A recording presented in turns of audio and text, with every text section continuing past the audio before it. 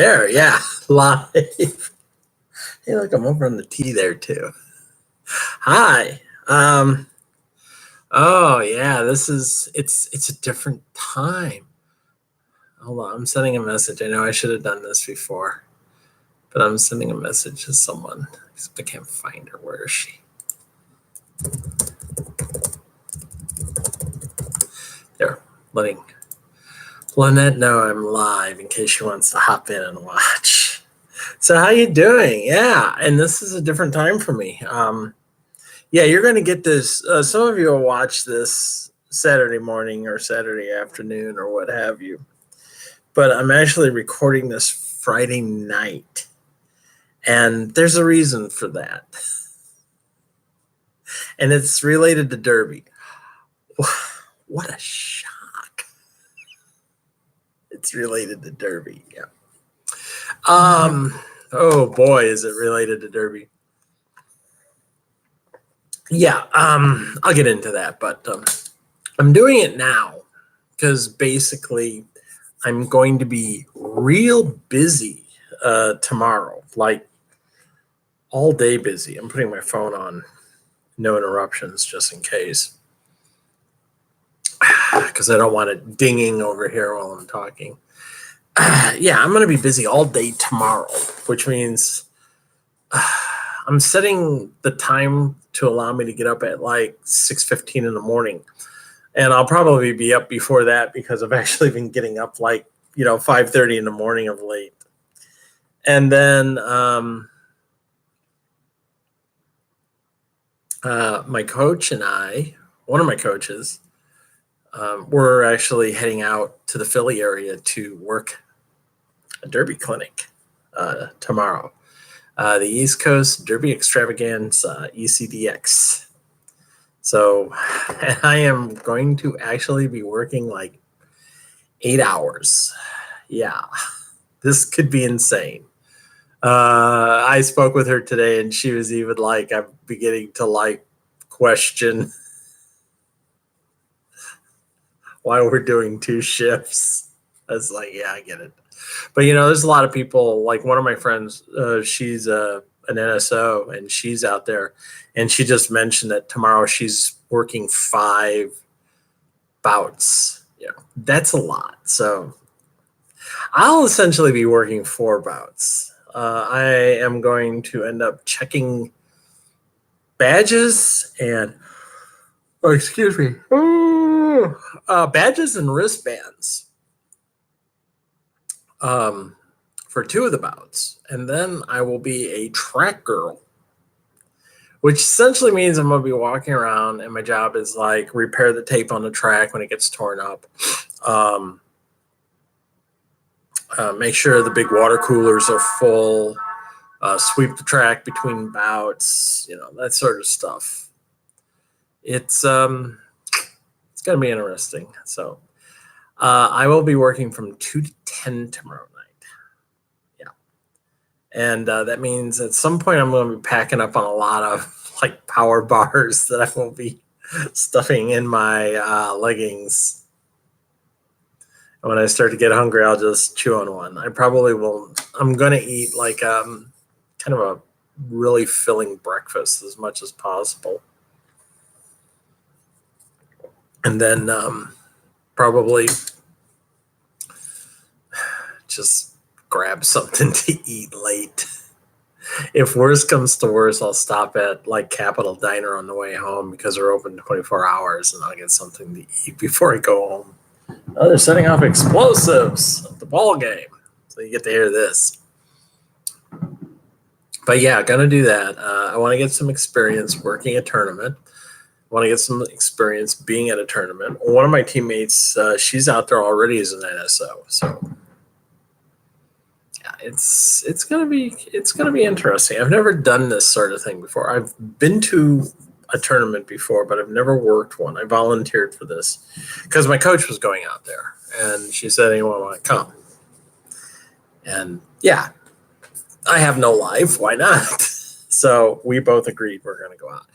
I'm not sure if she's going alone or what. So, but yeah, it's going to be fun.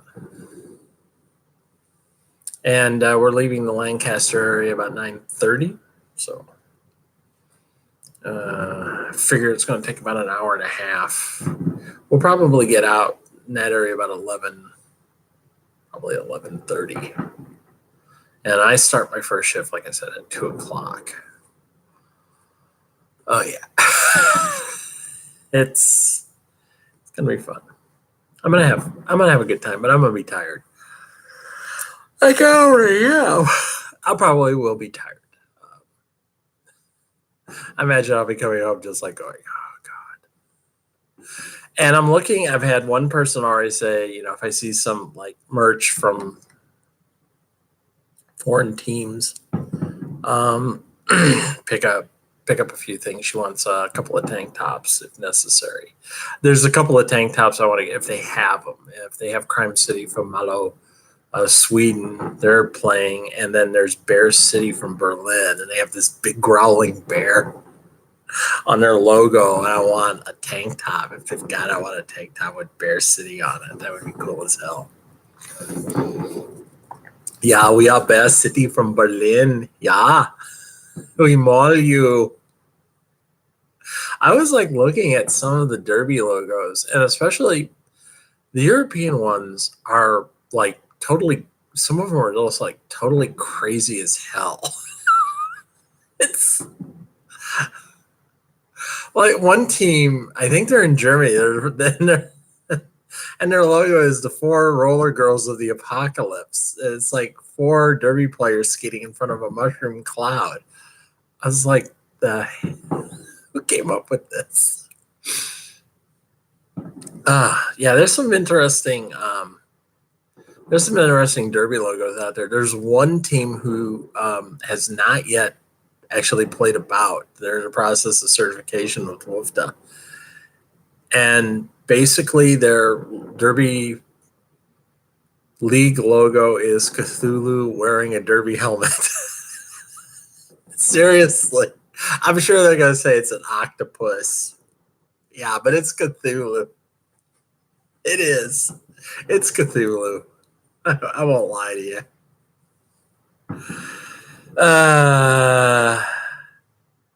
There's one in France, Brest, France, who their logo is a mermaid with roller skates. Now the mermaid is holding the roller skates. I was like, okay, how does she wear these? How do they, how do mermaids how do they skate? My retort was they get their legs, magically they get their legs when it comes time to bout. Bout day they get their legs. They're probably all grumpy too because their feet hurt. So they're not nice mermaids. But anyway, so I'll be doing that tomorrow. I'll have more Derby stuff to talk about. Nothing on the job front. I did get contacted. I remember telling everybody a couple of weeks ago I was contacted about a job down around DC. And then I just kind of got ghosted on it. And finally, the last couple of days, I got contacted back and they said, well, the job was put on hold, but now it's off hold. And they consider you like the leading candidate. I'm like,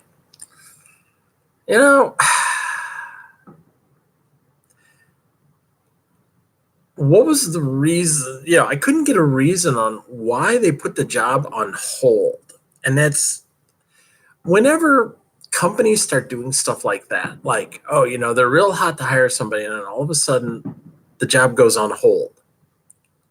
And it was on hold for it's been 3 weeks since the last time I talked to this guy, coming up on almost a month. It just is a huge red flag for me when companies do stuff like that. And then all of a sudden it's like, okay, we'll take it off of hold. Now, part of it could be we're coming up, for a lot of companies, we're coming up at the end of their fiscal year. So they're looking to hire somebody at the start of the next fiscal cycle, which would start July 1st. So they went into the end of this cycle kind of like going, okay, we want to hire somebody. And then somebody looked at the numbers and said, maybe we want to hold off until the next fiscal year. So, they put the job on hold. I don't know. I'm just theorizing this, hypothesizing is what it actually is. But anyway, it kind of like gives me a red flag. So the guy asked me if I was still interested, and I finally just said, my gut is telling me I would not be a good fit for this place. So I zapped it. I said, I need a job and I need money. And I know this job was going to pay. I had the possibility of making almost $110,000 a year. However, it's in the DC area. $110,000 a year there is like $45,000 a year here in Harrisburg. Seriously. Yeah. I mean, DC is like one of the most, well, all the urban areas are becoming, the big urban areas are becoming like so prohibitively expensive to live in anymore. And I just said, as much as I need the job, it's really, I got kind of a bad feeling about this company. The fact that they just like put the job on hold without saying anything, and I never heard anything from anyone as to what was actually going on. So I said, while, people feel I may be the best fit for this, I don't feel they're the best fit for me. So the headhunter is like, well, I hope you reconsider. I appreciate you saying this. And I'm, glad you let me know. You're still the leading candidate with your experience, but I said, I just don't feel it's going to be a good fit for me. I don't have a good feeling on the company. And I would just rather, it comes right down to it, go homeless. I mean, instead of moving down to DC and getting into an area where I basically have to start over again. Yeah, you gotta hear the fireworks out here. You can even see like some of the flashes on my wing. Yeah, I don't want to have to uproot and go someplace and find out like 6 months from now it's a real disaster. Then I'm stuck. I'm stuck in an entirely new area, going through the same thing again of not having any money. I don't know. I need to win like the lottery or some shit like that. I really do. I really would like to win like a few $1 million. I can get by that. So anyway, I'm still applying for work. And the thing I've been applying for mostly now is just like administrative assistants and stuff like that. I'm really not curious at all of getting back into IT. This one, it was kind of interesting simply because it was RPG. It's just, stuff that I've done before, and it was going to pay a butt ton of money. But I started having all these feelings that, is it really what I want to do? Is it going to help? And the answer was no. I didn't feel it was. I felt I was going to be getting into something and it was going to be kind of a disaster. So I passed on it. I know there's some of you watching this are probably like, no, you should take the job. But I've been in those positions where I've taken jobs and just been miserable at it. I've also been in jobs where I stayed too long. I should have trusted my gut instinct and got out when I felt that things were going bad. And I didn't, and I should have. There's a lot of things I should have done in my life that if you have to go back and do them again, I would. But the thing of it is, you can't go back and do them again. So there's no point thinking about it. Yeah, it was one of the things my gender therapist told me. I'm over here looking at how my wig is separating. Yeah, this wig has already gotten kind of dirty and funky. I've only had it for probably like 3 months. Yeah, wigs don't last that long. They really don't. I should get a human hair wig, and I can't afford a human hair wig. Wish I could. Anyway, yeah, I've been in jobs before where I haven't really had much luck in the job areas. I don't think I've actually had too many positions where I've worked where I've really enjoyed what I'm doing. It's been rare. And a couple of jobs I simply took just because I needed the money. And once I got into them, I was just like, oh, God, I hate this. Yeah. I hate this job. I really do.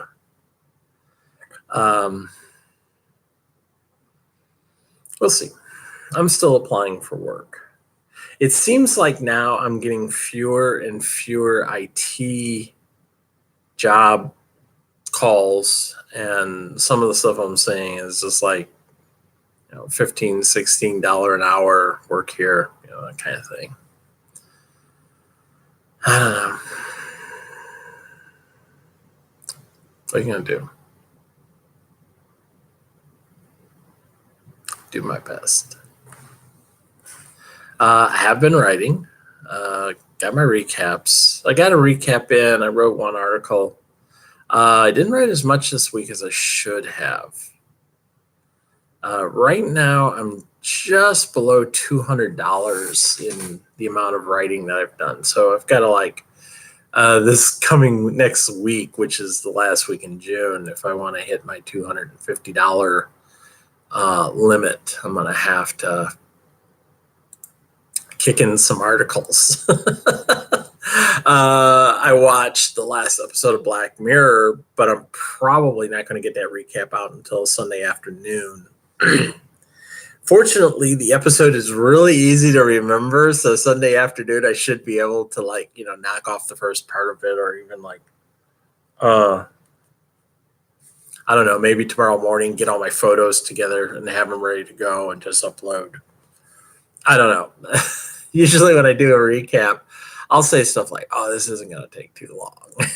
And then the next thing you know, I'm like, but I've been working out for 3 hours.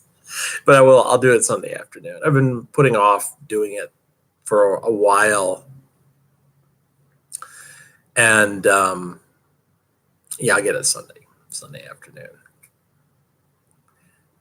My last recap for Black Mirror. And then Monday I'll do a recap for Fear the Walking Dead.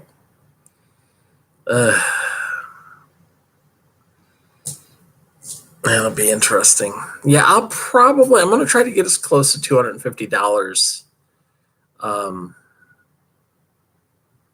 this month. And I think I will. I think I'll get pretty close to $250. With the recaps and everything, that'll push me over 200.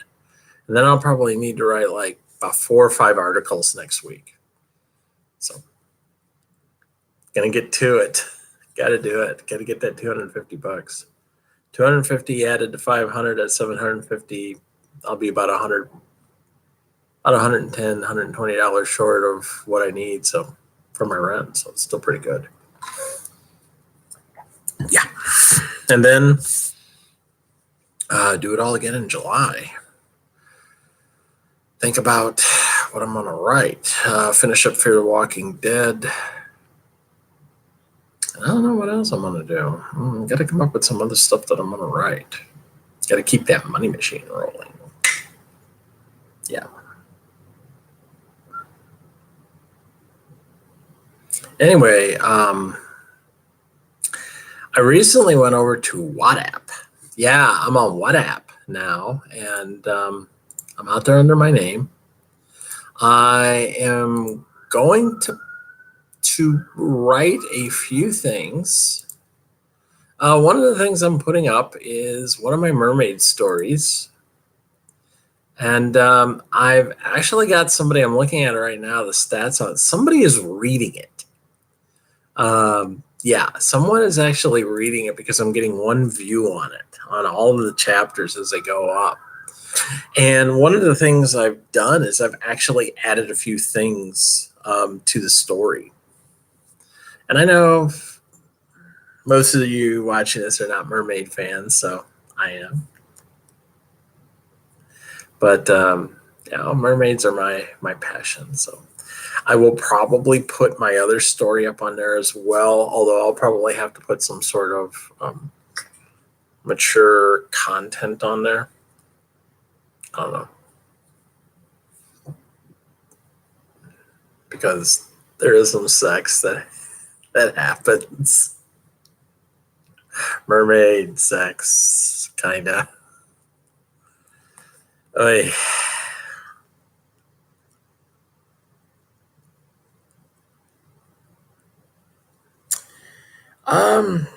Yeah, and I actually I sold a novel in May. And I had a friend tell me she actually bought my novel this month. So my novel in May I sold, I made a whole 59 cents on.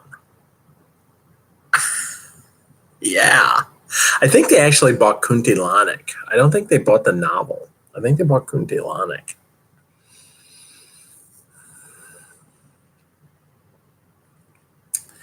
And yeah, be interesting.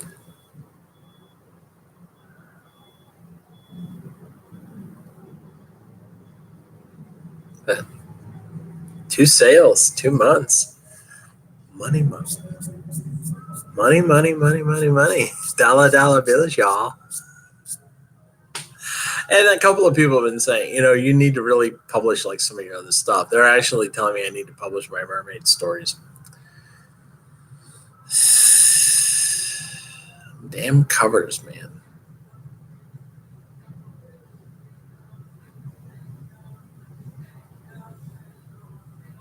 Gotta do something. I don't know what it is that really has me so fearful of publishing. I think it's just I've done it and it went nowhere. And I don't really know how. I'm not good at promoting myself. And to be quite honest, I don't think I'm really adept at doing the tricks that a lot of people do to get their stuff sold these days. I don't know. I know my one friend, that's what she does, and her stuff sells. She's really happy about it, and I'm really happy that it does work for her. Every time I try to explain what I'm doing with my novel, and I'm being told, to change this and change that and give it this new title and everything else. And I keep telling him, so I don't really understand what you're getting at. I don't know. Maybe my stuff doesn't fit into a concept that's easy to figure out. So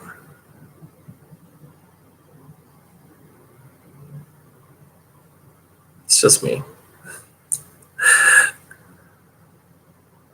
I know my one friend who's a writer, she's done a lot to try to help me, but every time we start talking about it, it's like I just kind of don't get where she's coming from. So I don't see how my stuff really fits into doing what they want me to do with it, and it doesn't work. I'm sorry. I really don't think my stuff works that way. So, it's like, well, cut your novel into 5 different novels. Now release them all at once. Wait a minute. I don't get it. I'm sorry. Yeah, It's not me. I don't think that that's how I work. So, what can I say? I should just go back and put my novel the way it was before, into 3 acts, sell each act, just be done with it. Just say, release the first one. If anyone wants to read the second one, it's ready to go. Bite the bullet and make my own covers. Yeah.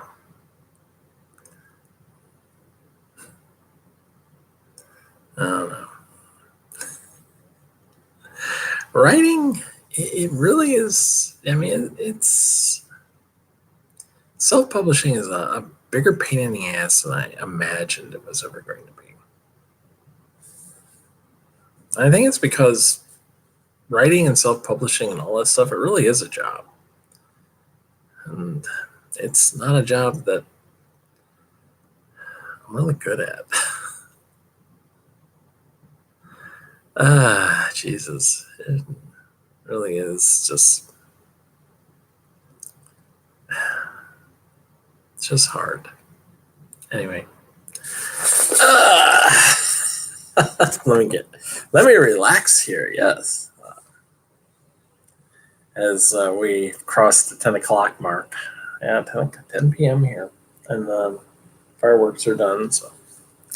Let's see. What else? Well, Saturday. Last Saturday, I had to go out to Bethlehem. Allentown, Bethlehem. It was the Lehigh Valley area. But I went out to Bethlehem, PA, about an hour and a half from here. And I played in my first open scrimmage. And it was fun. It was not as hot as I had expected it to be, which was good because we were actually playing outdoors, semi-outdoors. The rink that we were playing in is actually an ice skating rink, and it's covered. They have a cover over it. They play hockey games in there. And during the summer, it's just a smooth concrete floor. So we were skating on that. And I had actually been out there before. And I knew the floor was a little slick. So I had my sticky wheels on and everything else. And I was out there doing, it was me and one of my teammates. She was actually out there doing an NSO officials clinic before I came out. And then she decided she wanted to play. So we were on the same team. We were on Team White. And we played Team Black. And we played 4 15-minute periods, although that's not quite true. I'll explain why. So a lot of it was they were giving the new officials who they had just taken through all this stuff, they were giving them instruction. They were essentially using us as guinea pigs so that they could call penalties and show how to time things out and stuff like that. So it was kind of relaxed. It was kind of like slow motion. As I said, we play in 15-minute increments, and then they stop and they would talk to the officials and stuff like that. So right off the bat, there was a bunch of women who, a lot of the women who were there were actually from another league, Bucksmont. And we're going to play them later in the year. We played them last year, and it was a tough game. They like to play fast. That's one thing I noticed right away. They like to move. And one of my teammates, when I told them about that, they said, yeah, I noticed that when we played them last year, they like to move the pack quickly. They're really good at that. And some of them were on the wrong wheels.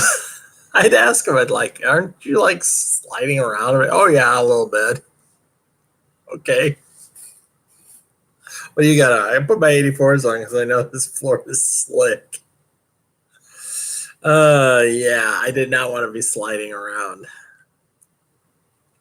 So, and Woomarine, who was my teammate, was out there. She said she thought that the Bucksmont people, because there were some newer folks in the group, had actually like dialed it down a little bit. They were playing it probably about 75%, because she said there were a couple of jammers who came at us that did not come at us as hard as they had, as they had when she played against them. So she said, I think they dialed it down a bit because there was a few players who were relatively new and they didn't want to hurt them. But there were people got hurt. Yeah, we had one person on our team hurt her back, another person on our team hurt her ankle. Another person on our team took a shot to the ribs and said it not only knocked the wind out of her, but her ribs hurt. Yeah, I've had some experience with that. It was called broken ribs. And then right at the end of the third quarter, somebody on the black team, she took a shot to the eye and went down. And, unfortunately, it was right at the end, and they whistled the jam dead and said the period was over. And that's when they called it, because, we were losing people to injury, and several other players were saying, I'm thinking I'm going to get going because it's late. And what we were looking at is on Team White, we were looking at playing like the last 15 minutes with 6 people, which it basically means you're going to have one person sitting out every jam, and that person will probably be whoever was the jammer the previous period. And then everybody's just going to take a shot at jamming. You're not going to have a choice. You'll block. Probably what ended up happening is you probably would block like 5 jams. You'd probably block like 4 jams in a row, and then you would take over as a jammer, and then you'd get a rest, and then you'd have to go back in. So, yeah, we would have almost everybody would be jamming at that point. And if you weren't jamming, you probably would be out all the time. And so it's actually kind of dangerous. And the refs came over, the NSLs came over, and they told us, they said, we're calling it. We're not going to play the fourth quarter because it's just we don't feel we have enough people here. See this? This is the shit I got to put up with every night.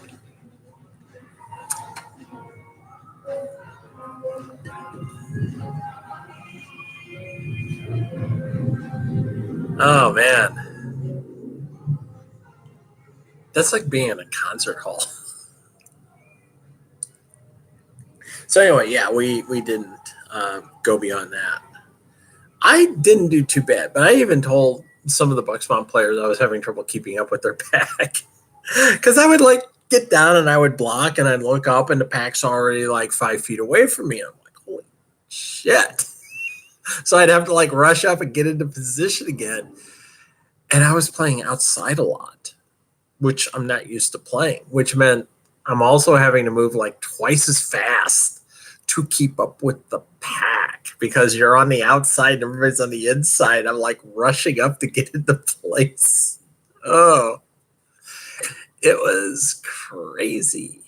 And at one point we were doing offense, and I noticed that everybody likes to do offense, and they'll keep doing offense, and they'll keep doing offense. And then I realized we've went about halfway around the track, and our jammer still has not gotten through. And we're not doing any good because we're maintaining pack. And this was on a scoring pass. So I finally yelled, White, stop skating, and brought everybody to a halt. And it was kind of like a foreign concept. I had a couple of people like, why'd we do that? I said, because our offense wasn't doing a damn bit of good. We were just maintaining pack. Yeah, but they bridged. I said, yeah, they bridged for 10 seconds, and then she got through. I said if we'd stopped 30 seconds earlier, she would have gotten through 30 seconds earlier, you know. So six of this, half a dozen of another. It's the way they play. We like to employ what we call passive offense. You know, if the other team is moving quickly forward, you just stop. And I even had one player even go to me, well, we don't want to break pack. I was like, we wouldn't. You know, if we stop, we're not skating. We're not the ones breaking pack. They are. They're skating beyond us. I said, they're breaking pack. I said, all we got to do is I said, then they have to stop and we just skate up and get back into position. So, it's one of the things we do at DDR. And I kind of like it. But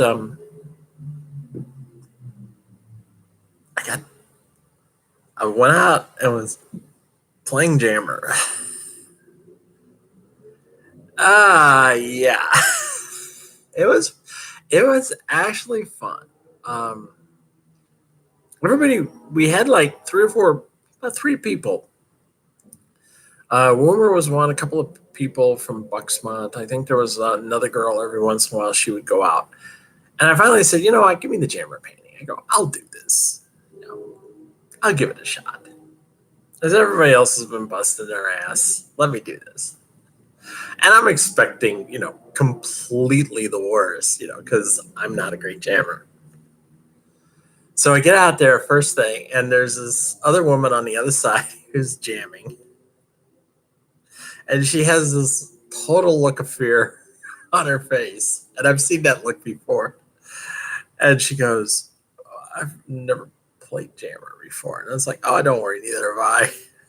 And she's like, really? Oh, good. I said, yeah, I haven't done this before. And I turn around and went, not much. I didn't say anything to her. I was just like, I didn't want to burst her bubble. I don't want to go out there and go, yeah, I've jammed before. I'll kick your ass, because you're just opening yourself up for a lot of hurt when that shit happens. So I just told her, I've not jammed before either, so don't worry about it. So we were out there, and the whistle blows for the jam to start. And I'm ready to charge, and nothing is happening because the other woman who's the other jammer, she's like holding back, waiting to see what I'm going to do. Now, I will be honest. I do this as well, especially against certain jammers who I know if I run up to the line real fast, they will hit me before I get to the line. I'm like that when I have to jam against Deadpool. She does that. And I'll set up and I'll see her look out of the corner of her eye like, are you making a move? And the last time we jammed like that, I just stood there and I looked at her. I finally just said, no, you go first. I did. I was like, I'm not moving till you move. And that's it. I waited. I literally I'm going to stand here until you move, because I know if I rush up to that line, you're going to hit me. So I don't know. Maybe this woman thought I'd do the same thing. So after about 5 seconds, I just look at the wall that's in front of me, and I ran into them. And I didn't hit them real hard. But the thing of it is, I'm a pusher. I don't juke. I don't have that. So I just got my shoulder down, and I pushed through. And the next thing you know, I'm pushing through the wall real fast, and I'm pushing them down the track really quick. I mean, I got down low, and I just start like running on my toe stops. And I pushed through enough that I had the brace in front of me and I had the outside blocker here. So I'm trying to get on their arms to get a multiplayer block because they've got their arms held like this. And if I'm pushing hard enough on their arms, I'll get a multiplayer block and I'll send one of them to the penalty box, that's a good thing. That's what you want to do. Well, after about 3 or 4 seconds of that, I don't know how much time it is because you're really, when this is going on, you're not keeping track of time. The brace for Team Black, she got a forearm penalty on me. And I think what it was she was actually moving into position and she got me with her forearm. I don't know. But yeah, they whistled a forearm penalty on her. So she split and there was no brace and I took off. Everybody just kind of like rushed forward trying to keep me in their pack. And I managed to worm my way out and get out, and I got lead jammer. Yay me. So I go around the track and I'm coming back.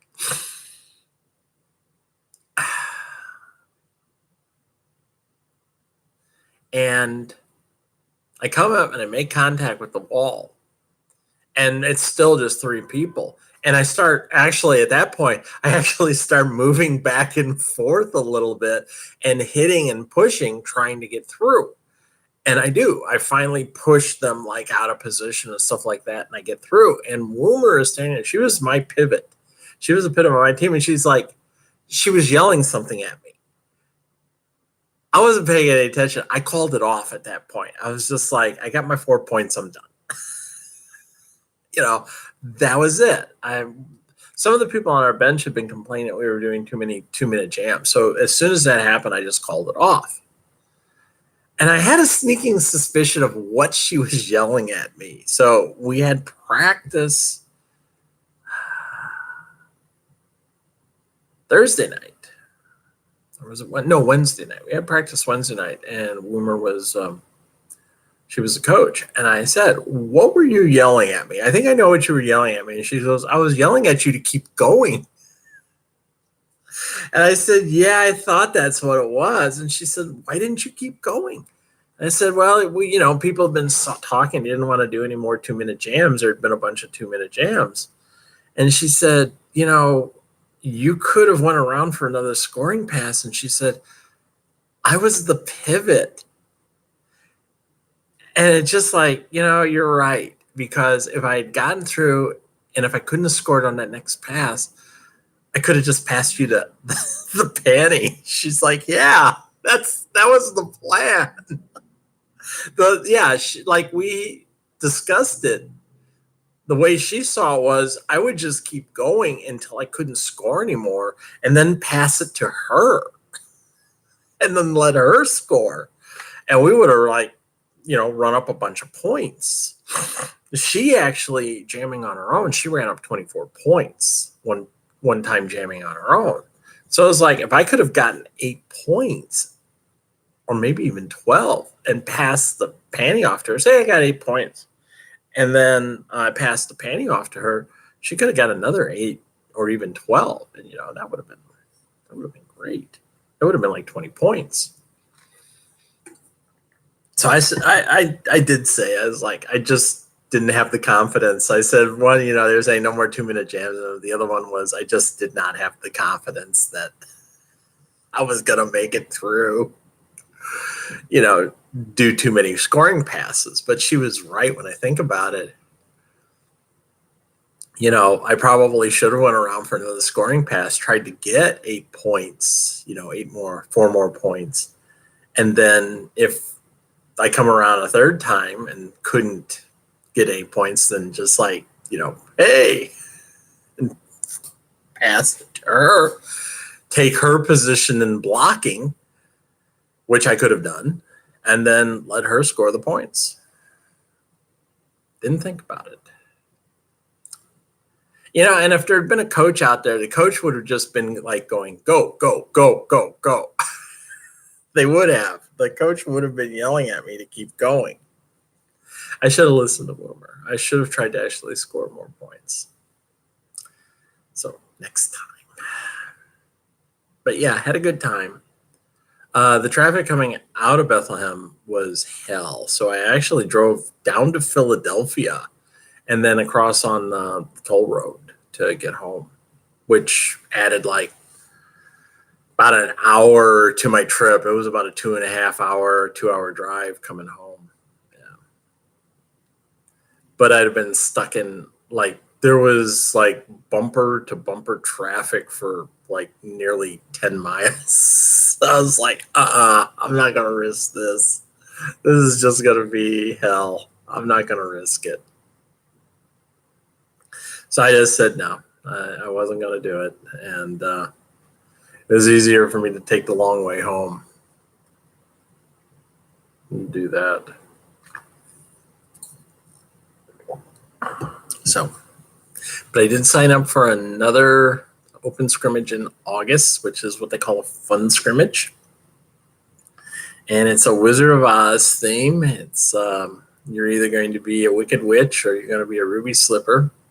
And the refs are going to be the Flying Monkeys.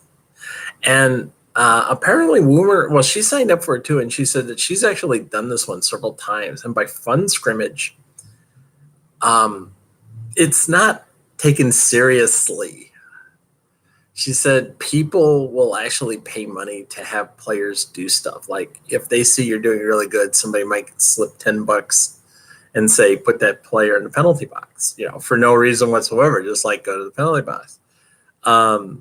She said, Wolverine said that one time when she played, I think it was last year, she jammed with an inner tube, like a pool inner tube around her waist. And they actually showed a picture of someone doing that from last year.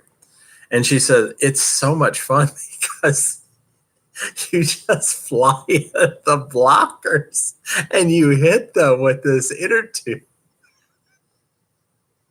And there's nothing they can do. She says, you just like fly into blockers and hit them like that. And she says, you don't really make contact with them because you're hitting them with the inner tube. And she said, it's a lot of fun. I was like, I'll do that. But she said, you might end up doing stuff like, you've got to actually like skate backwards when you're jamming and stuff like that. It's like, or they could actually, somebody will be like, here's $20. I want to see that person be the jammer. So, somebody might say, hey, here's the penny. You're the jammer. Somebody paid for you to jam this time around. Oh, yeah, thanks. Thanks a lot.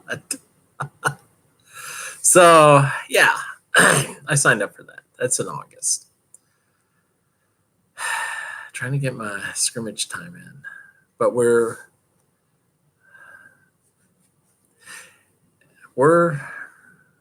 summer's winding down. Got another month before home team season starts up.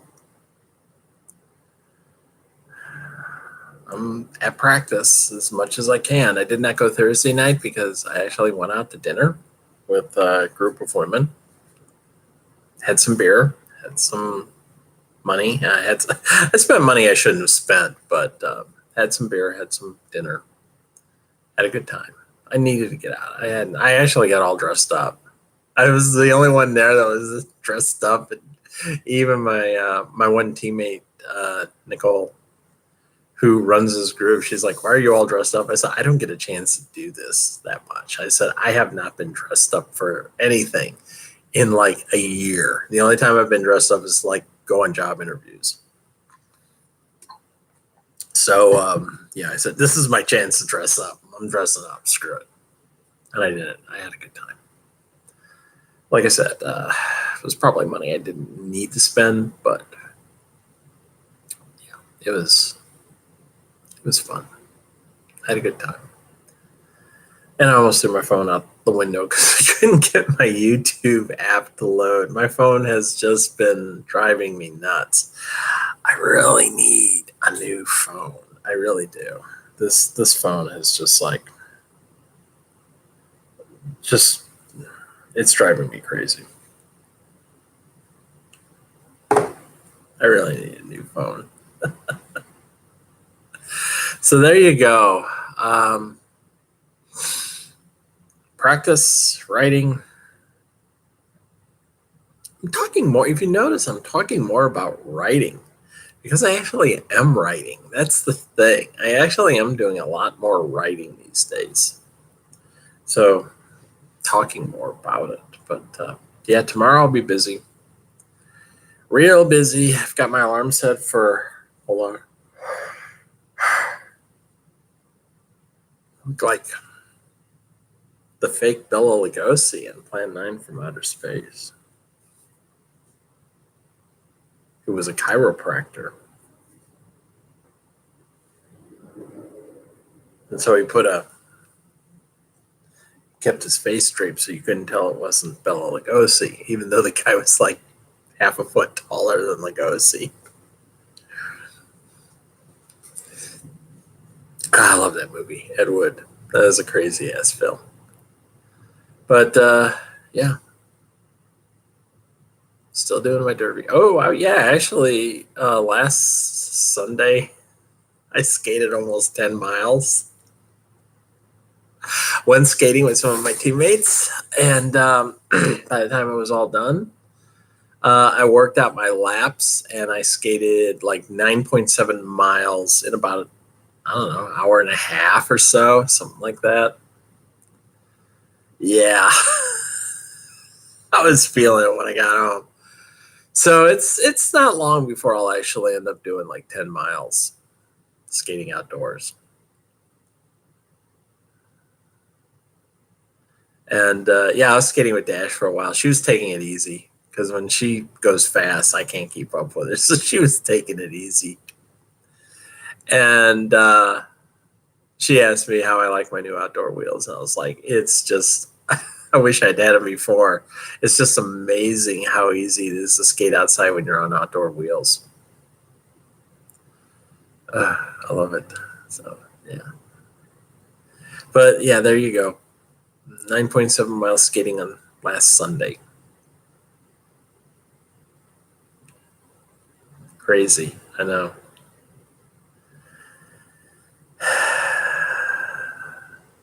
I can do this stuff. It's really nuts.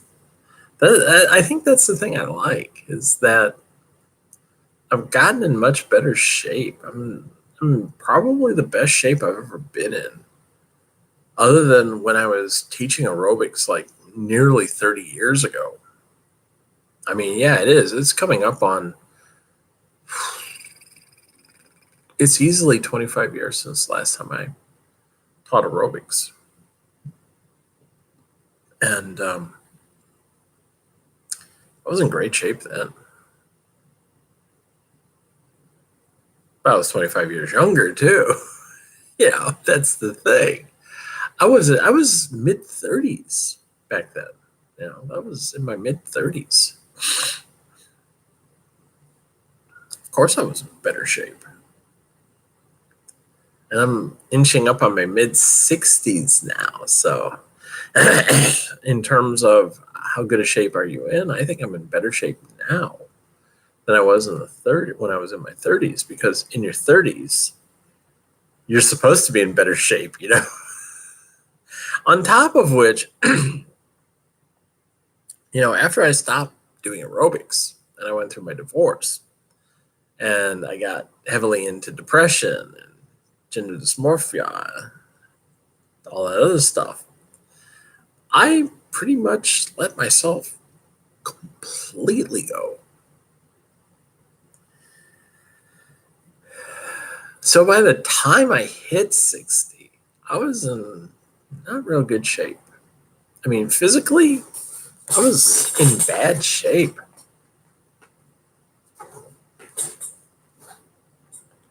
So, yeah, skating. I got in the best shape I'm probably in the best shape I've ever been. If you take into consideration my age, and I like that. It's good. I like the exercise now. I like to play. I like the competitiveness. It's keeping me going. It doesn't always keep the depression down. I still get depression. And as I told somebody the other day. I said, people need to stop with this bullshit of, oh, you need exercise to give yourself a chance. Sorry. Depression is always there regardless of exercise. I mean, I can go to practice and I'll forget about my depression because you're concentrating on your practice.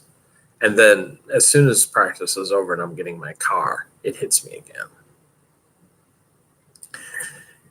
It's not you're giving yourself a fighting chance by exercising. It still comes at you. And that's what I tried to explain. I said, it still comes at you.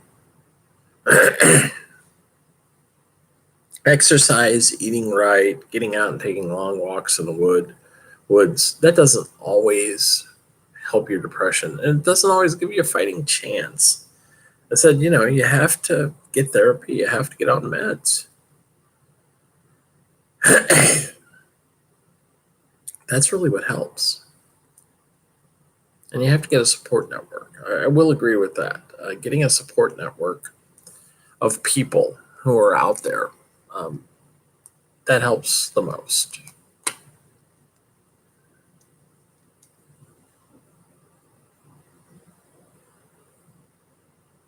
But I said, we really need to stop this whole, well, you're not giving yourself a fighting chance if you don't get out and walk in the sunshine. I said, sometimes you can't do that. That's what I was telling this person. I said, sometimes your depression is so extreme, you can't face doing that. And I said, and it's ridiculous to say stuff like, well, you're not giving yourself a fighting chance if you don't go out and walk in the sunshine, or you don't sleep so long. I go, that's part of depression. That's the hard thing, is putting that aside. That's not giving yourself a fighting chance.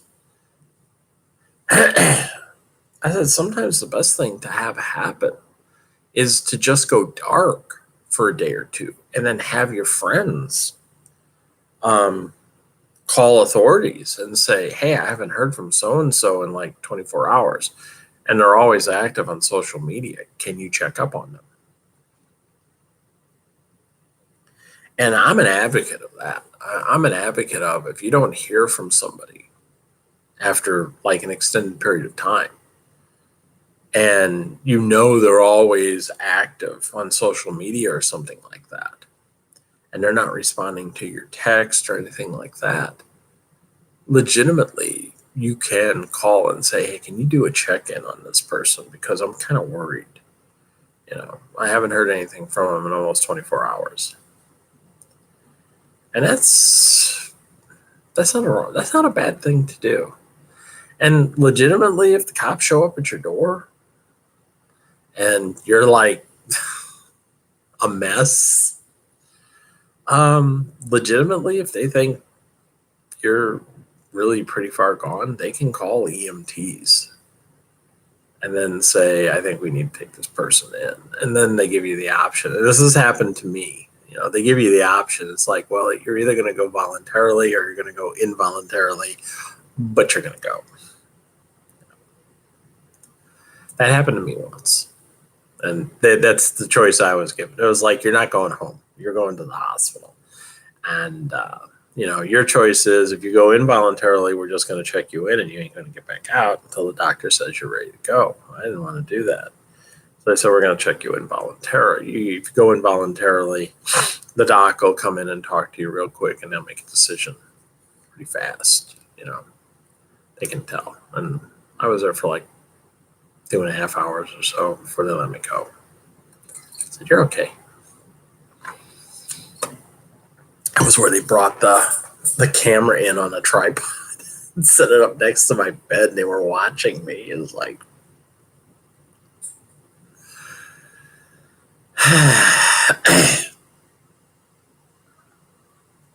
and then in the box there was a sound box on it, and it would squawk every once in a while. And I finally told a couple of people that were talking to me, I said, I think there's somebody listening in on the other side, and it's probably doing something. They're probably doing something or keying off of certain phrases and stuff that I'm saying. And when they hear, they hear that, I don't know, they're making a notation or something. I don't know. But anyway, it would squawk every once in a while. You'd hear it make this loud noise. And so I think they're listening in and maybe they're recording what I'm saying. I don't know. It was interesting. I definitely do not want to go through that again. But yeah, that's legitimate. It's not bad to call local authorities and say, hey, I think my friend, they've had a history of mental illness and history of depression, and I haven't heard anything from them in like 12 hours. Is there any way you can roll by their place and do a wellness check?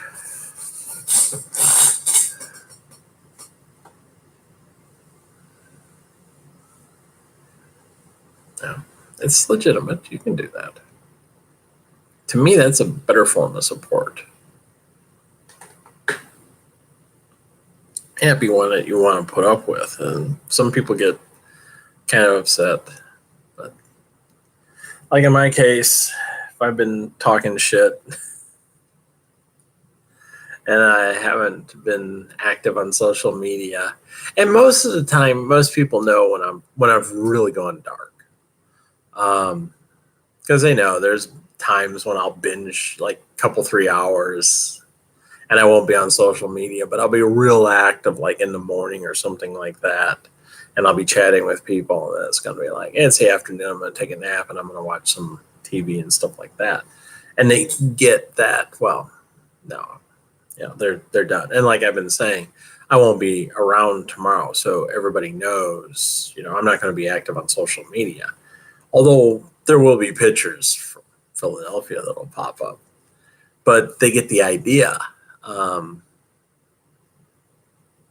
If no one's hearing from me in the morning and no one's hearing from me in the afternoon, no one's hearing from me in the evening, I know there are certain people out there who will start to get worried.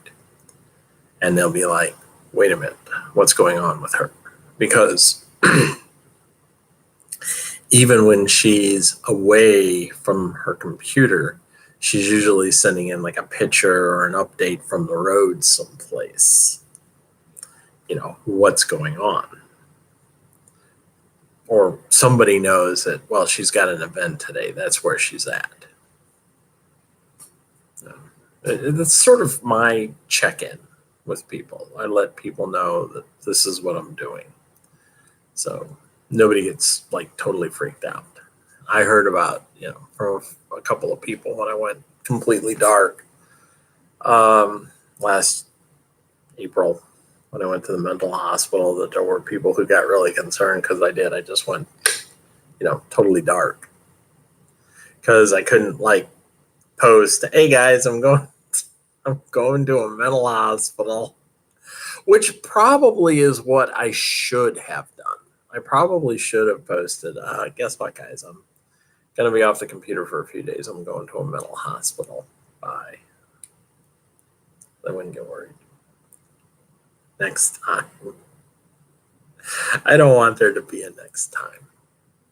That's the thing. I don't want there to be a next time. So let's hope there isn't. You never know. I said that back in September, and I made the statement of, I feel like I should just go home and jump off my balcony. And the next thing you know, I got cops and EMTs going, you're coming with us. We can't have you saying shit like that. Can't let you go. Okay. I get it. Open my mouth. Shouldn't have said shit. And that's the thing. If your friends are around you and they know you've already had suicidal episodes and you say stuff like that, most of your friends are smart enough to realize they're actually obligated to do something. I think we should get medical people involved here. Because Cass has had a history of threatening that sort of stuff before.